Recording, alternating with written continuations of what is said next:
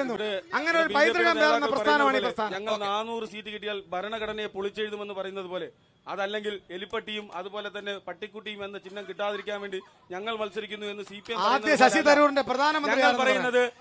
ആദ്യം ഒരു കാര്യം, ശശി തരൂരിന്റെ പ്രധാനമന്ത്രി അല്ലല്ല, ആദ്യം ശശി ഞാൻ പറയുന്നത് ഈ രാജ്യത്തിന്റെ ഭരണഘടനയെ കോൺഗ്രസ്സുകാരനാണെങ്കിൽ ശശി തരൂരിന്റെ പ്രധാനമന്ത്രി ഈ രാജ്യത്തിന്റെ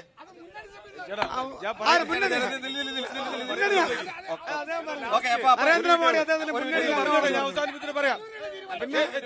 പിന്നാരാണ് ശശി തരൂരിന്റെ പ്രധാനമന്ത്രി ആരാണെന്നുള്ളത് പ്രധാനമന്ത്രി സജീർ വ്യക്തമാണ്. ഈ രാജ്യത്ത് ഇനിയൊരു തെരഞ്ഞെടുപ്പ് നടക്കുന്നതിന് വേണ്ടിയാണ് കോൺഗ്രസ് മത്സരിക്കുന്നത്.